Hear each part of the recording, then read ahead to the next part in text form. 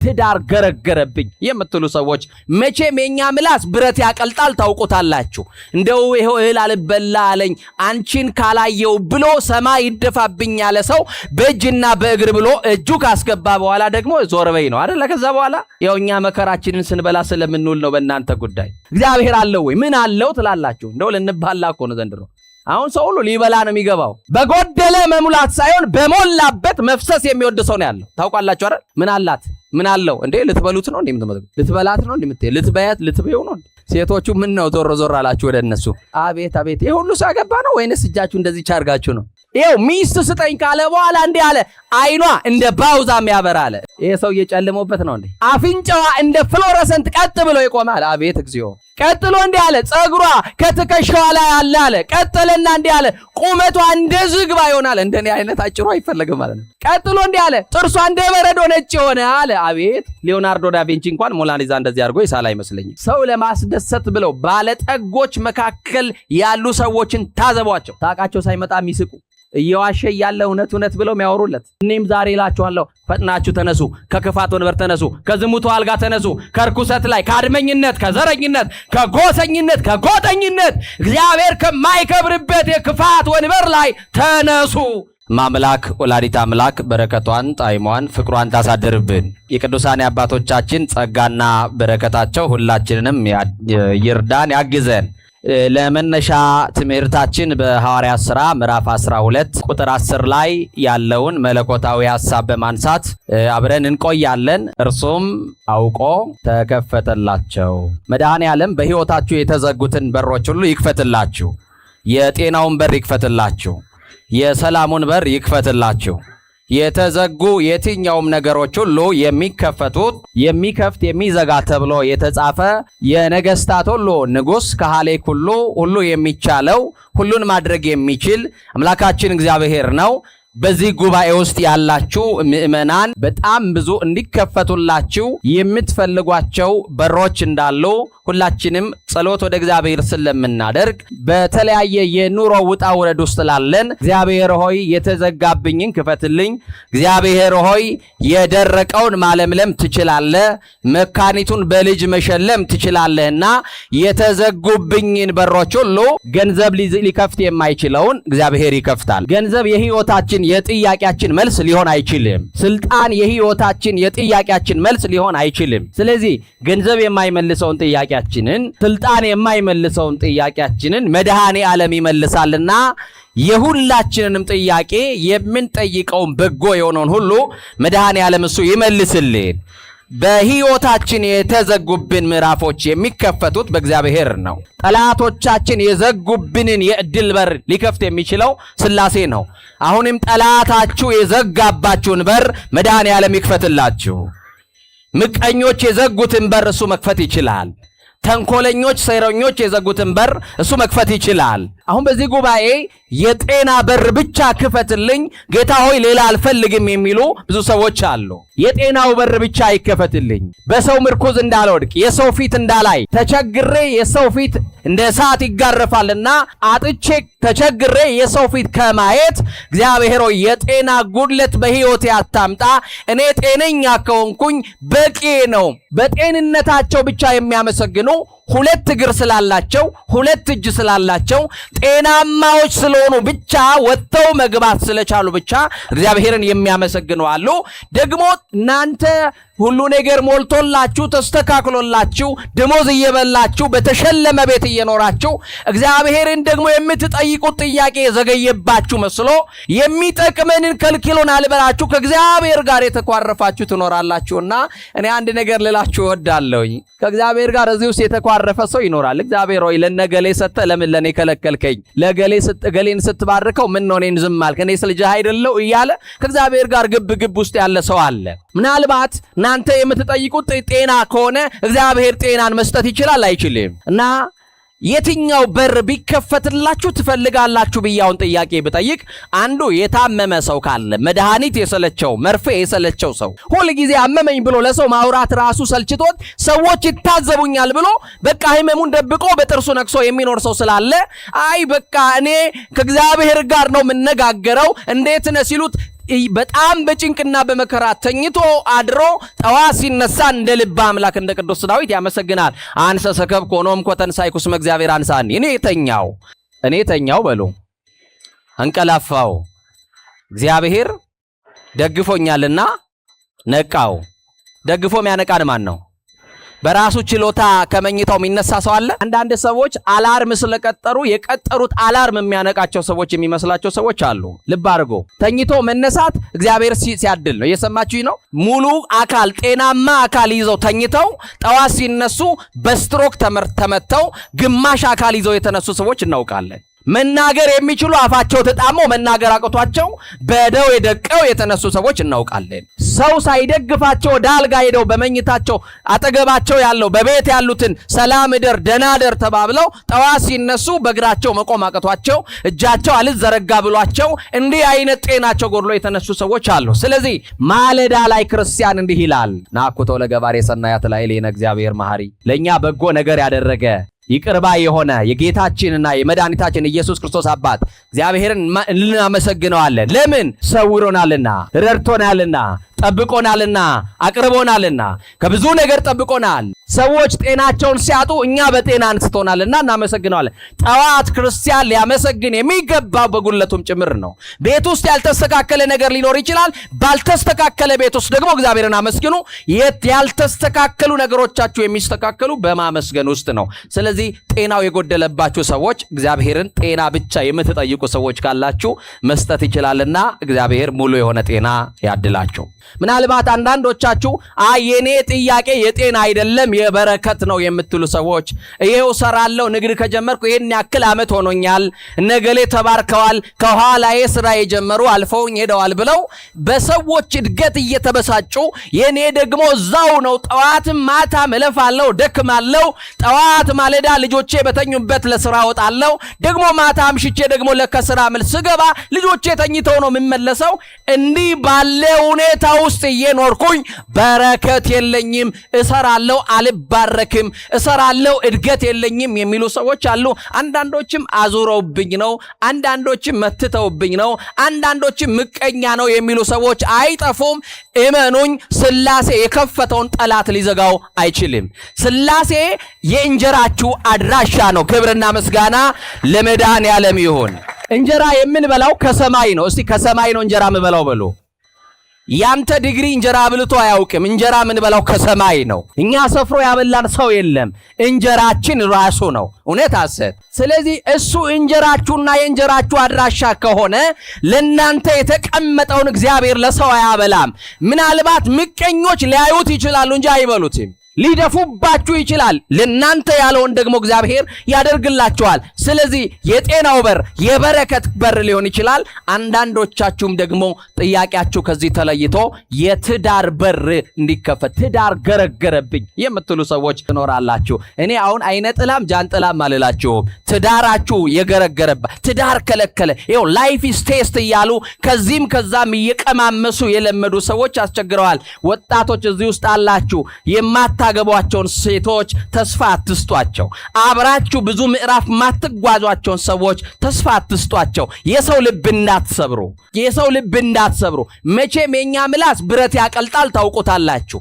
እንደው ይሄው እህል አልበላ አለኝ አንቺን ካላየው ብሎ ሰማይ ይደፋብኝ ያለ ሰው በእጅና በእግር ብሎ እጁ ካስገባ በኋላ ደግሞ ዞር በይ ነው አይደል? ከዛ በኋላ ያው እኛ መከራችንን ስንበላ ስለምንውል ነው በእናንተ ጉዳይ። እና የትዳሩ ጉዳይ ምንድነው ካላችሁ አንዳንድ ሰዎች ትዳር እንዴት ነው አንተ ለምንድን ነው ማታገባው ተብለ ስትጠየቅ እንደው አንዳንዶቹ ለምደውታል። እኔ እንኳን በዚህ አካባቢ አላውቅም፣ ወደዚህ ነው ወደ መጣውበት አካባቢ ላይ የኔ ሔዋን አልተፈጠረችም የሚል ቀብራራ ሰው አይጠፋም። የኔ ሔዋን ሴቷም ደግሞ የኔ አዳም ገና ነው መሰለኝ የሚል ሰው አለ። ውሸት ነው። ኮሌታችሁን እንዳትጨርሱ አላፊና አግዳሚን በማየት በማማተር ይኸውላችሁ በምኞት ትቃጠሉ ከሆነ ነው እንጂ ትዳር የሚገኘው የሚገኘው አላፊና አግዳሚ በማየት ሳይሆን ወደ ሰማይ በማንጋጠጥ ብቻ ነው። ወደ ማን? የተመረጠችዋን። አንዳንዶች ወደ እግዚአብሔር መጥተው እንደው አንዳንድ ስዕል ስለው ለእግዚአብሔር ይነግራሉ። እኔ ማግባት የምፈልጋት ሴት ይሄ ነው ብሎ እንደዚህ ያስቀምጣሉ። መስፈርት አላት ሴቷም ወንዱም መስፈርት አለው። ጥሩ ነው። ከመስፈርታችሁስ ግን አንዱ እግዚአብሔር አለው ወይ? ግን አይደለም። እግዚአብሔር አለው ወይ? ምን አለው ትላላችሁ? እንደው ልንባላ እኮ ነው ዘንድሮ። አሁን ሰው ሁሉ ሊበላ ነው የሚገባው። በጎደለ መሙላት ሳይሆን በሞላበት መፍሰስ የሚወድ ሰው ነው ያለው። ታውቃላችሁ አይደል? ምን አላት? ምን አለው እንዴ? ልትበሉት ነው እንዴ? ልትበላት ነው እንዴ? ልትበያት ልትበዩ ነው እንዴ? ይሄው አሁን የምንባለው መቼ አነሰንተም። ስለዚህ ትዳር የሚገኘው ወዴት? በማንጋጠጥ ነው። ሰውየው ቤተክርስቲያን መጣና እንዲህ ብሎ ጸለያሉ። እግዚአብሔር ሆይ ትዳር ፈልጋለሁ፣ ሚስት ስጠኝ አለው። ምን ስጠኝ? እስቲ ቶሎ ብላችሁ ያላገባችሁ እጃችሁን አሳዩኝ። ወንዶች ብቻ ወንዶች ቶሎ በሉ። እንደው ዛሬ ነው እንደው ዛሬ የትዳር በር ይከፈታል። አንድ ሰዓት ቶሎ። ሕፃናት እንዳታነጹ በሕግ አምላክ ከፍ አድርጉ። አዎ ጎሽ፣ እግዚአብሔር ይስጥልን። ሴቶቹ ምን ነው ዞር ዞር አላችሁ ወደ እነሱ? እናንተ ደግሞ አንሱ ቶሎ ብላችሁ ቶሎ ከፍ። እናንተ እንዳታዩ እናንተ በሉ አንሱ። እናንተ ከፍ ከፍ። አቤት አቤት! ይሄ ሁሉ ሰው ያገባ ነው ወይንስ እጃችሁ እንደዚህ ቻርጋችሁ ነው? ድምጽ ታቀበውም አለ። ከፍ አድርጉልኛ እንደዚህ። የተባረከውን ይስጣችሁ፣ ለእናንተም የተመረጠችዋን ይስጣችሁ። እና ይገርማል። ሚስት ስጠኝ አለው እግዚአብሔርን። መስጠት ይችላል አይችልም? ይችላል አይችልም? ይኸው ሚስት ስጠኝ ካለ በኋላ እንዲህ አለ። አይኗ እንደ ባውዛ የሚያበራ አለ። እንደምን የሚያበራ? ይሄ ሰው እየጨለመበት ነው እንዴ? ቀጥሎ እንዲህ አለ። አፍንጫዋ እንደ ፍሎረሰንት ቀጥ ብሎ ይቆማል። አቤት እግዚኦ! ቀጥሎ እንዲህ አለ። ጸጉሯ ከትከሻዋ ላይ አለ። ቀጥልና እንዲህ አለ። ቁመቷ እንደ ዝግባ ይሆናል። እንደኔ አይነት አጭሩ አይፈለግም ማለት ነው። ቀጥሎ እንዲህ አለ። ጥርሷ እንደ በረዶ ነጭ ሆነ አለ። አቤት! ሊዮናርዶ ዳቪንቺ እንኳን ሞናሊዛ እንደዚህ አድርጎ ይሳል አይመስለኝም። ሰማችሁኝ አይደል? ቆንጆዋን ብታገቡ ጥሩ ነው። መልክ ስትመርጡ ከውስጥ የሆነውን ውበት አታችሁ እየተጨነቃችሁ ናችሁ ዛሬ አይደለ? ከላይ ያለውን ውበት አይታችሁ ውበቱ እንከን ያገኘው ቀን ባደጋ በሆነ ነገር የተበላሸ ቀን ትጠሏቸዋላችሁ። እና ይገርማል። እንዲህ ብሎ እግዚአብሔር ነገረውና ከጸሎቱን ጨርሶ ሊነሳ ሲል እግዚአብሔር እንዲህ አለው፣ ልጄ የምትፈልጋት ሴት ደጅ ላይ ያለችልህና ተቀመጥ አለው። አቤት! የዛሬው ደግሞ በፋክስ ነው አይደል? ፈጥኖ የደረሰው ጸሎት በጣም ተገረመ። እንደ ዛሬም አይነት ጸሎት ፈጥኖ ደርሶልኝ አያውቅም ብሎ የሚፈልጋትን ሴት ከደጅ ላይ ሊቀበላት ወጣና ቆመ ደጅ ላይ። ና አንዷ መኪና ይዛለች። በጣም መልካም የምትባል ሴት ናት። ስትመጣ የኔ ጌታ እቺን አርጋታ እቺ ትሁን በቃ እቺ መሆን አለባት እያለ ሲጠብቅ ወረደች። አሁን ወደ እኔ ልትመጣ ነው ማለት ነው ብሎ እጁን ዘርግቶ ይጠብቃል። እሷ መጣችና ቤተክርስቲያን ሰላም ለኪ ቅዱስ ቤተክርስቲያን አምሳለ ኢየሩሳሌም ተሳልማ ጸሎት አርጋ ደግሞ ቦርሷን ከፈት አረገችና ሙዳይ ምጽዋት ውስጥ ብር ሰታ አው ተሳልማ ስትመለስ ምን ነው የኔ ጌታ ደጅ ላይ ናት ብለኝ የመጣችሁ እኮ ትታኘደች የመጣችሁ እኮ አለፈችኝ አለ። አያልፋችሁም መድኃኒዓለም አይዟችሁ። የሰማችሁኝ ነው አይደል? እና እንደዚህ ብሎ ጸለየ። ምን አለው እግዚአብሔር? ምን ነው የኔ ልጅ ሰማዩን ታያለ? ልጅቷ እኮ አጠገብ ነች፣ ጎንበስ ብለህ ፈልጋት አለው። ደነገጠና ዞር ሲል እንዴት አይነት መልካም ሴት፣ እንዴት አይነት ቆንጆ ሴት ግን በእግሯ መራመድ ማትችል ሽባ ግን አይናማ ሴት ጠይቋል። ግን አይነ ስውር ናት። ውበቷ ግን ይሄ ተብሎ የማይነገርላት ይሄ ቀረሽ የማይሏት ውብና ቆንጆ ሴት ለምጽዋት ተቀምጣለች። ምን ነው መድኃኔዓለም አይናማዋን ስጠይቅ አይነ ስውሯን የምታሳየኝ በእግሯ የምትራመዷን መኪና ይዛ የምትመጣዋን ስጠብቅ ምን ነው በእግሯ ማትራመዷን ሽባዋን ይቺንማ አንተ ምለፋት ብሎ ተወ። እግዚአብሔር ግን ያልፈናል? ንገሩኝ እንጂ። ይኸውላችሁ ዳቦ ራበን እያሉ በየመንገዱ ቀሚሳችንን ልብሳችንን የሚጎትቱ በጣም ብዙ ምስኪኖች ሜዳ ላይ የተበተኑ በዚህ ሰዓት መማር ሲገባቸው ትምህርት ሲገባቸው ሜዳ ላይ የወደቁ ሕፃናቶች አሉ። ለነሱ ዳቦ መግዣ 10 ብር ከልክለን አዝማሪ የምንሸልም ትውልዶች ነን። እናሳፍራለን። ሌሊት ሙሉ አስረሽ ምጪው ነው። ውስኪው ሲጨለጥ ጮማው ሲቆረጥ ነው የሚታደረው። ለድሃ ግን አንሰጥም።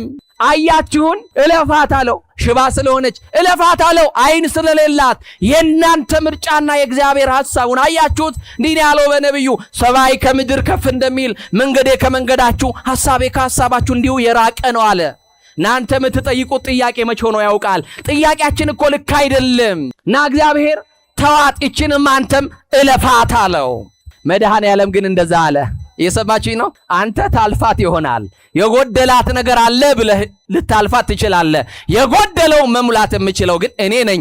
ዓይንህ እያየ አንድ ተአምር ተመልከት አለው እግዚአብሔር። ወዲያውኑ ያቺ ሽባ ሆና በሰው ትከሻ ምጽዋት ፍለጋ የመጣችዋ ሴት እግዚአብሔር በተአምራት ሽባ የነበሩ ልምሾ የነበሩ እግሮቿን አጽንቶላት በዛ ሰው ፊት ለፊት አቆማት። ጠፍቶ የነበረው ዓይኗ ሰው ሳይነካት በራላት። በዚህ ሰዓት እግዚአብሔር እለፋት አለው። እሱ ግን እግዚአብሔር ግን አላለፋትም። ስለዚህ ወገኖቼ የሆኑ ሰዎች አልፈዋችሁ ሄደው ይሆናል። ተስፋ የሰጧችሁ ሰዎች አንተዋችሁም ብለው ቃል የገቡላችሁ ሰዎች አልፈው ትተው ይሄዱ ይሆናል። እግዚአብሔር የመጣ ቀን ግን ያነሳችኋል። እግዚአብሔር በጨለመው በኩል ብርሃን ይሆንላችኋል። በፈረሰው ቅጥራችሁ ላይ ሙሉ ሆኖ መቆም ይችላል። የልጅ በር የተዘጋባችሁም ትኖራላችሁ። የምን በር አልኳችሁ? የምን በር? የልጅ በር። ልጅ ስጠኝ የምትሉ በልጅ ናፍቆት የምትሰቃዩ።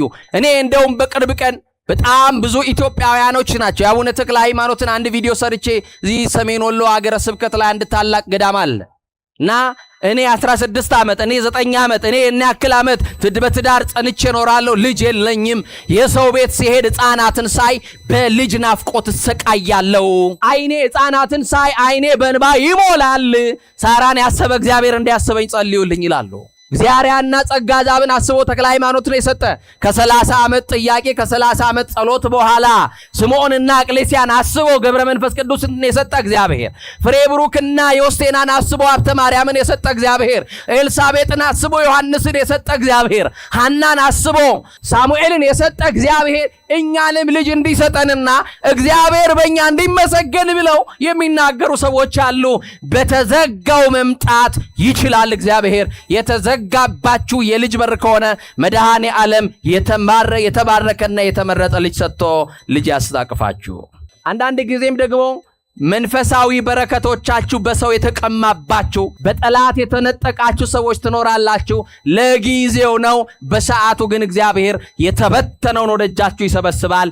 ከእጃችሁ ያመለጠን ወደ እጃችሁ ያመጣላችኋል። እና እነዚህ ሁሉ በሮች ለኛ የሚያስፈልጉን ናቸው። ቅዱስ ዮሴፍን ታውቁታላችሁ። በብሉይ ኪዳን ዮሴፍ በአባቱ ቤት የተወደደ በወንድሞቹ ዘንድ ግን የተጠላ ነው። ታሪኩን ለእናንተ ተወላችኋለሁ። አንድ ማወቅና ማስረዳት የፈለግኩት ነገር ስላለ ነው። ዮሴፍ ወደ ወንድሞቹ በሄደ ሰዓት ወንድሞቹ ምክር መክረው ጠብቀውት እንደነበረ ለዚህ ታሪክ እንግዳ አይደላችሁ። ዮሴፍ በእኛ ላይ ይነግስብናል፣ የበላይ ይሆናል፣ ከፍ ከፍ ይላል ብሎ በዚህ የተነሳ ዮሴፍን እንግደለው ብለው ወንድሞቹ ተመካከሩበት ይላል። ወንድሞቹ ግማሹ በግድያው ግማሹ ደግሞ አይ የእናታችን ልጅ ነው፣ ስጋችን ነው፣ ለምን እንገድለዋለን? ከምንገድለው ባሪያ አድርገን ብንሸጠው ብለው በዚህ ተስማምተው እንደነበረ ታሪኩን ታውቃላችሁ። ለእናንተ ልተውላችሁ። ዮሴፍ ድንቅ ይዞ ወደ ወንድሞቹ ሄደ። ለወንድሞቹ እንጀራ ይዞላቸው ሄደ። እነሱ ሞት ደግሰውለት ጠበቁ። እንዲህ የሆኑባቸዋል ሰዎች። አንዳንድ ቀን እንጀራ የሆናችሁላቸው ሰዎች ጉድጓድ ይቆፍሩላቸዋል። እናንተ ቤት ተጠልለው የኖሩ እናንተ ገንዘብ እየሰጣችሁ የከፈላችሁ ያስተማራችኋቸው ሰዎች በጠላትነት ሊነሱባችሁ ይችላል። ዮሴፍ ሀገር አማን ነው ብሎ ወደ ወንድሞቹ ሄደ። ወንድሞቹ ምክር መክረዋል። እንደመጣ ናፍቋቸው ነበረ። ሊያቅፋቸው እጁን ሲዘረጋ ወደ ጉድጓድ ጣሉት። ዓይኑን አሰሩ። ዮሴፍ ምን እያረጉ ነው ወንድሞቼ ይላል። የሚሆነውን ነገር አያውቅም። ቀሚሱን ቀደው ጠቦት አርደው ደም ነክረው አባቱን ሞቷል፣ ልጅ ርምህን አውጣ አውሬ በላው ብለው ሊናገሩ ይሄንን ግፍ በዮሴፍ ላይ ያደረጉ። ዮሴፍ ወደማያውቀው ሀገር ተሸጠና ሄደ። አንድ ልነግራችሁ የፈለግኩትን ነገር አለ። ዮሴፍ ወንድሞቹ ሲሸጡት ዓይኑን አስረውት ነበር። ወዴት እንደሚሄድ እንዳያውቅ የሄደበትን መንገድም አይቶ ተመልሶ እንዳይመጣ ዓይኑን አስረውት ነበረ። እስቲ ከኔ ጋር እግዚአብሔር ግን በሉላችሁ በማያየው ዓይኑ በኩል ያይለት ነበረ። ዮሴፍ ወዴት እንደሚሄድ አያውቅም። እግዚአብሔር ግን ያይለት ነበረ። እግዚአብሔር ወዳየልን ስፍራ መሄዳችን አይቀርም። እኛ ወዳየነው አይደለም። የኛ መንገድ ትክክል አይደለም። እግዚአብሔር ወዳየላችሁ መድረሳችሁ አይቀርም። ስለዚህ ዮሴፍ ይገርማል። እግዚአብሔር በማያየው ዓይኑ በኩል እያየው ነበር። እግዚአብሔር ያላየውን ሀገር ያይለት ነበረ። እስቲ እግዚአብሔር በሉ። ያላየውን ሀገር ያይለት ነበረ። ያላሰበውን ስልጣን አይቶለት ነበረ። አያችሁ ዮሴፍ ግብጽ ሲደርስ ዓይኑ ሲገለጥ ዓይኑ የተገለጠው የአበባ ምንጣፍ ላይ ነው። በጫካ የታሰረ በጉድጓድ የታሰረ አይኑ ሲገለጥ ቤተ መንግስት ተገለጠ። የገፊ ጥቅሙ ይሄ ነው። አይናችሁን ያስራሉ፣ በራችሁን ይዘጋሉ፣ የሆነ ነገር ይዘጉባችኋል፣ የሆነ ድንጋይ ያስቀምጡባችኋል፣ እንጀራ እንዳትበሉ፣ ሀገር ጥላችሁ እንድትሄዱ የሆነ ነገር ጠላት ይመክርባችኋል። የገፊ ጥቅሙ እንዲህ ነው። ሲገፋችሁ ለካስ እግዚአብሔር ወደ እንጀራችሁ ነው የሚገፋችሁ። ጠላት ሊጥላችሁ ነው የሚገፋው። እግዚአብሔር ግን ለጥቅማችሁ ብሎ የሚከፍተው በር አለ። ወንድሞቹ ጠላት ሆነው በዮሴፍ ላይ ግፍ ሰርተው ዮሴፍ አይኑን አስረው ሸጠውት ነበረ። እግዚአብሔር ግን ለሸጡት ለወንድሞቹ የሚሆን አንድ የበረከት በር ከፍቶል ነበረ። የተነሳንበት የሐዋርያት ሥራ ምዕራፍ 12 ቁጥር 1 ጀምራችሁ ስታነቡ እንዲህ ይላል። ንጉሥ ሄሮድስ መከራ ያጸናባቸው ዘንድ ከቤተ ክርስቲያን በአንዳንዶች ላይ እጁን ጫነባቸው ካለ በኋላ የቅዱስ ዮሐንስን ወንድም ያዕቆብን በሰይፍ ገደለው። አይሁድን ደስ እንዳሰኛቸው አይቶ ጨምሮ ጴጥሮስን ደግሞ አሰረው ይላል። ማንን አሰረው? ይኸውላችሁ ዛሬ ሰው ለማስደሰት ብለው ባለጠጎች መካከል ያሉ ሰዎችን ታዘቧቸው። ታውቃቸው ሳይመጣ የሚስቁ እየዋሸ ያለ እውነት ብለው የሚያወሩለት እና እንዲህ አይነት በማስመሰል ያሉ ሰዎች አሉ። ብፁዕ አቡነ ሽኖዳ ሳልሳዊ ቢ ዩርሰልፍ የሚል መጽሐፍ ነበራቸው። ራስን ስለመሆን ክርስቲያን ራሱን መሆን ራሱን መምሰል አለበት። ራሳችሁን ፈልጋችሁ አግኙት። በጣም ብዙዎቻችን በማስመሰል ነው ያለ ነው እና ይገርማል። አይሁድን ደስ ለማሰኘት ጴጥሮስን ጨመረና አሰረ። ከማርቆስ እናት ቤት ተሰብስበው ከሚጸልዩበት ከዛ ቤት አውጥቶ ጴጥሮስን ወደ እስር ቤት ወሰደው። ይህን ልንገራችሁና ትምህርቴን ጨርሳለሁ። ጴጥሮስ በአራት ፈረቃ የሚጠብቁ ወታደሮች ተመደቡበት። በስንት ፈረቃ? እቺን ያዙልኝ። በስንት ፈረቃ? በአራት ፈረቃ። ሁለት ወታደሮች ደግሞ ተመደቡበት። ስንት ወታደሮች? ሁለት ወታደሮች እንዳይተኙ እንዳያንቀላፉ በአራት ፈረቃ ነው የሚጠብቁት። ድካም ሲሰማቸው ሌላ ተቀያሪ ይመጣል። እንዲህ እያሉ ይጠብቁታል። እስር ቤቱ 3 መዝጊያዎች አሉት። እንዲህ ያለ ጨለማ ቤት ነው። ይሄ አልበቃ ብሎ ጴጥሮስ እጁም ታስሯል፣ እግሩም ታስሯል። ምኑም ታስሯል አልኩኝ? ጠላት ማሰር የሚችለው እጅህን ነው፣ እንዳትሰራ። ጠላት ማሰር የሚችለው እግርህን ነው፣ እንዳትንቀሳቀስ፣ እንዳትራመድ፣ አልፈኸው ጥለኸው እንዳትሄድ። እግዚአብሔር ግን ይፈታል። እስቲ እግዚአብሔር ይፈታል በሉ። የአስማተኛን እስራት እግዚአብሔር ይፈታል በሉ። ምቀኛ ያሰረው ማን ይፈታል? ተንኮለኞች ያሰሩትን ማን ይፈታል? ዓለምና ጠንቋይ ያሰረውን ማን ይፈታል? ክብር ለሚፈታን አምላክ ለመድኃኔዓለም ይሁን። ይፈታናል፣ ከታሰርንበት ይፈታናል።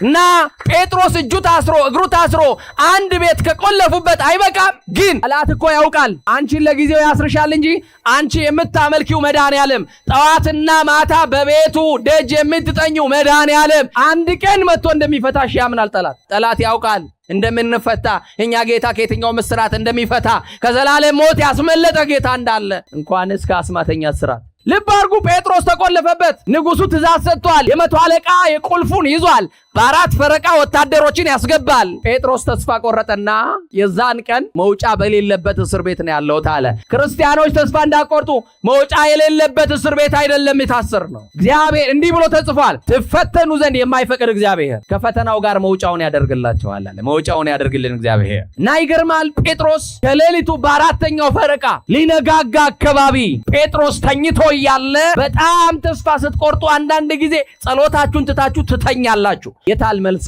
ይሄው ስንት ዓመት እየጨቀጨኩ፣ ስንት ገዳም እየዞርኩ፣ ስንት ጸበል እየተጠመቅኩ፣ ስንት ጸሎት እያስጸለይኩ፣ ስንት አባቶች ጋር እየደረስኩ የታለ እግዚአብሔር ዝም ብሎኛል ብላችሁ ተስፋ ቆርጣችሁ የዛን ቀን ዳዊትህን ትተ ዳሴ ማርያሙን ትተ መዝገበ ጸሎቱን ከድናችሁ የተኛችሁ ቀን እግዚአብሔር በድካማችን የሚራራ ጌታ አለን ተብሎ እንደተጻፈ ሊደግፍ ይመጣል መድኃኔዓለም። ሊያበረታ ይመጣል እግዚአብሔር። ሊያቆምሽ ይመጣል እግዚአብሔር። ንባሽን ሊጠርግልሽ ይመጣል መድኃኔዓለም። ተስፋ የቆረጥክበት ሌሊት መድኃኔዓለም እንደገና አዲስ ምዕራፍ ሊከፍትልህ፣ የተዘጋውን ከፍቶ አንተን ሊያሻግርህ መድኃኔዓለም ይመጣል። ዛሬ ይምጣልን መድኃኔዓለም። ነገራችንን ሊለውጥ ዛሬ ይምጣልን መድኃኔዓለም። የተቆለፉትን ሊከፍትልን መድኃኔዓለም ዛሬ ይምጣልን። ከጠላት እስራት ሊያስመልጠን ዛሬ ይምጣልን። ይገርማችኋል፣ የዛን ሌሊት ወደ ጴጥሮስ አንድ መልእክተኛ ተልኳል። ሰው አይደለም፣ በዋስ መብት ሊፈታ ወይም ደግሞ በጴጥሮስ በማርቆስ እናት ቤት የነበሩት ሌሎች የጴጥሮስ ወንድሞችም አይደሉም። ጴጥሮስን ለማስፈታት የመጣ ግን የጌታ መልአክ ነው። እንዲህ ብሎ ይላል፣ የጌታ መልአክ ይላል። በማርያም ከኔ ጋር በሉ፣ የጌታ መልአክ በሉ። ሌሊት በእስር ቤት ውስጥ ገባ። የጌታ መልአክ ሌሊት በተጨነቃችሁበት ጎጆ ውስጥ ይግባላችሁ። የሚፈታው መልአክ ሚካኤል ይምጣላችሁ። የሚፈታው ገብርኤል ይምጣላችሁ። የሚፈታው ሩፋኤል ይምጣላችሁ። የሚፈታው መልአክ ይመጣል። አንድ ቀን ከስራታችን የሚፈታን መልአክ እግዚአብሔር ወደ ልመናችሁ ሲመለከት የሚፈታ መልአክ ይልክላችኋል። ምን የሚል መልአክ? ጴጥሮስ ግን ተኝቷል። ምን ብሏል? የደከመን ቀን የሚያግዝ ይላካል። አያችሁ፣ የሚያበረታው መልአክ ይመጣል። ደክሞታል፣ ተስፋ ቆርጧል፣ ተኝቷል። ጴጥሮስ ጎድኑን መታ አደረገው። መልአኩ በሩ እንደተዘጋ ገብቷል። የተዘጋባችሁ ነገር ላይ ሚካኤል ይግባላችሁ። ቅዱስ ሚካኤል የጌታ መልአክ፣ የሚፈታው መልአክ። በደንብ አድርጋችሁ አመስግኑት። በደንብ ካመሰገናችሁ እና ይገርማችኋል፣ ጎድኑን መታው። ወታደሮቹ ግን አልተኙም ነበረ። የተኛው ጴጥሮስ ነው። ጠላት አይኑ እያየ ሚካኤል ጴጥሮስን ሊያወጣ መጣ። ጠላቶቻችሁ አይናቸው እያየ እናንተን ከነደደ እሳት ጎትቶ የሚያወጣው ሚካኤል ይመጣል። ጠላት አይኑ እያየ የተቆፈረ ጉድጓድ ሊደፍንላችሁ ገብርኤል ይመጣል። የታመነው መልአክ እግዚአብሔር ልኮ ሲመጣ ስመ ለመላእክቱ የዘዞ መንት ያካርል ያለው መላእክቱን እኮ ስላንቺ ነው የሚያዘው። ጠላት ያስቀመጠውን ድንጋይ ከመንገድሽ ሊያነሳ የሚላክ መልአክ አለ። አያችሁ፣ መልአኩ መጣ። ጠላት ግን ያያል። ማንህ አላለው። ከየት መጣ አላለውም። ቤት ገባህ አላለውም። ሚካኤል ከመጣ ጠላት መናገር አይችልም። ጠላት መብት የለውም። ጠላት ስልጣን የለውም። ስልጣኑ ይቀማል። የዲያብሎስ ስልጣን አው ቀድሞ አስጨናቂያችንን ረግጦ ያስጨነቀልን መልአክ ሰናይ ለሰብ ወታዛዚ ለሕዝብ ወውእቱ ሩቀ መዓት ወብዛ ምሕረት ሚካኤል ውእቱ። ግን ምን አለው? መታ አደረገውና ጴጥሮስ ፈጥነ ተነስ አለው። እኔም ዛሬ እላችኋለሁ ፈጥናችሁ ተነሱ። ከክፋት ወንበር ተነሱ። ከዝሙቱ አልጋ ተነሱ። ከርኩሰት ላይ፣ ከአድመኝነት፣ ከዘረኝነት፣ ከጎሰኝነት፣ ከጎጠኝነት እግዚአብሔር ከማይከብርበት የክፋት ወንበር ላይ ተነሱ። ተነስ አለው ጴጥሮስ። በቃ ተነስ አለው። በቃ ሚካኤል ሲመጣ ያንተንም ነገር እንዲያነሳልሃል። ያንሳላችሁ። ነገራችሁ መሬት ላይ ወደቀ ተነስ ይላል መልአኩ። የሚያነሳ መልአክ። እስቲ የሚያነሳ መልአክ በሉ እስቲ።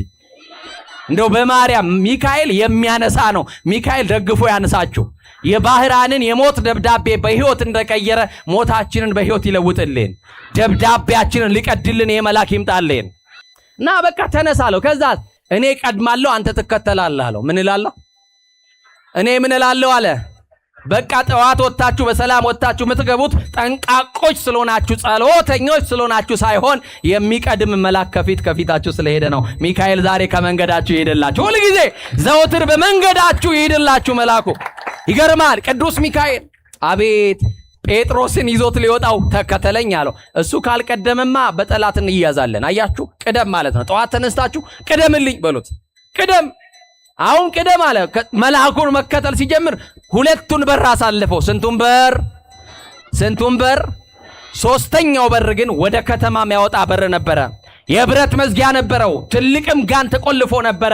ታዲያ በተዘጋ የገባ መልአክ ሚካኤል ቁልፍ ሰብሮ የሚወጣ መሰለ እንዴ? እንደ ወንጀለኛ ጋኑ እንዳለ ቁልፉ እንዳለ ጴጥሮስን በተዘጋ ይዞት ሊወጣ ይችላል። ግን ወደ በሩ ሚካኤል ሲጠጋ በሩ ራሱ አውቆ ተከፈተላቸው ይላል። ሚካኤልን ያውቃል። የተዘጋብ በር ላይ ሚካኤል ናና ቆምልኝ በለው። መልአኩ ቆምልኝ በለው። አያችሁ ወገኖቼ፣ በሩ ራሱ ሴንሰር አልተገጠመለት። ሴንሰር የለውም በሩ፣ የብረት በር ነው። ታውቃላችሁ፣ ሴንሰር ያላቸው በሮች ጋር ዝም ብላችሁ የምትጠጉት አይደለ? አሁን ትልልቅ መስሪያ ቤቶች ወይም ትልልቅ ሆቴሎች ስትሄዱ ወደ በሩ ስትጠጉ ወይም ኤርፖርቶች ላይ ታያላችሁ አይደል? ወደ በሩ ትጠጋላችሁ። በሩ ምን ይላል? ራሱ ምን ይላል? ይከፈታል። አሁን ግን ይሄ የብረት በር ምንድነው ሴንስ ያደርገው ካለ በሩ ራሱ ማንን አውቆታል እያለ ነው። አቤት ሚካኤልን አውቆታ መልአኩ እንደሆነ አውቋልና ተከፈተ። ጴጥሮስን ይዞት ወጣ። ጴጥሮስም ደግሞ በጴጥሮስ መታሰር ምክንያት በቤተ ክርስቲያን ጸሎት ይደረግ ነበረ። ዛሬ ለታሰሩ ብዙ ወጣቶች ቤተ ክርስቲያን ትጸልያለች። ለጠፉ ወገኖቿ፣ ለተጣሉት እርቀ ሰላም እንዲወርድ፣ መስማማት እንዲሆን ቤተ ክርስቲያን ጸሎት ታደርጋለች። ጴጥሮስ ቀጥታ መልአኩ ሲለየው ከእስር ቤት ይዞት የወጣው መልአክ እንደሆነ አላወቀም። ህልም የሚያይመስሎት ነበረ። የሰማችሁኝ ነው። ህልም ነው እንጂ እኔ ወጥቻለሁ አላለም። አላመንም። ሄደና በሌሊት በራቸውን አንኳኳ ይላል። ጴጥሮስ በቀን የታሰረው፣ በቀን የታሰረ ደግሞ የሚፈታው በቀን ነው። በቀን የታሰረ እንዴት በሌሊት ይመጣል? በቀን የታሰረባችሁን ነገር ሚካኤል ሌሊት ላይ ይፍታላችሁ። በቀን የታሰረባችሁ፣ በቀን የተቋጠረባችሁን ነገር ሁሉ ይክፈትላችሁ መልአኩ። እና ይገርማል። በሩ ሲንኳኳ አንድ የቤት ሰራተኛ አለች። በሩ ልትከፍት ስትሄድ የጴጥሮስን ድምፅ ሰማች። አረ በሩን መክፈት ትታ ከደስታዋ ብዛት የተነሳ ወደ ኋላዋ ተመለሰችና ጴጥሮስ በር ላይ ቆሟል አሉ። አይሆንም፣ ጴጥሮስ በቀን የታሰረው፣ በቀን የታሰረ በሌሊት አይፈታም፣ እንዴት ይሆናል ብለው እንዲህ አሉ። ምናልባት አሉ የጌታ መልአክ ይሆናል አሉ። ማን ይሆናል? ሌሊት በራችሁ ቢንኳኳ እናንተ ሌባ ይሆናል። በል ተነስ፣ ባትሪ ይዘህ ነው የምትሉት ባሎቻችሁ። በል ተነስ አባቴ፣ አንተ እንዴ አንበሳይ፣ በል ይዘህ እንግዲህ አንተ የወንዶቹ ነው አሁን ጉዳዩ አይደል? ደፋር ደግሞ በዚህ ሰዓት ብቻዬንም አልወጣም። በይ ባትሪውን ያዥልኝ፣ ባይሆን እኔ ዱላውን ይዤ እንዲህ ነው የምትሉት አይደል? አሁን በዚህ ሰዓት ጊዜው አያስተማምንማ። በርከት ያሉት ከመጡ ከባድ ስለሆነ እግዚአብሔር ከሁላችን ጋር አይሆን እና ከዛ አይደለም ጴጥሮስ ነው ሰምቼዋለሁ አለ። እንዴት አይነት እምነት ነው! ሌሊት በር ሲንኳኳ የጌታ መልአክ ነው ብሎ ማመን። ዛሬ በራችሁን ያንኳኳል የጌታ መልአክ። ሊከፍትልሽ የእንጀራሽን በር፣ ሊከፍትልሽ የዕድልሽን በር፣ ሊከፍትልህ የጤናውን በር፣ ሊከፍትልህ የሰላምን በር የጌታ መልአክ ሌሊት በራችሁን ያንኳኳላችሁ። የተዘጋውን ነገር ይክፈትላችሁ። እሱም አውቆ ተከፈተላቸው እንዳለ እንዲከፈትልን ወደ ጌታ የምናለቅስባቸውን በሮች ሁሉ እግዚአብሔር በቸርነት ይክፈትልን።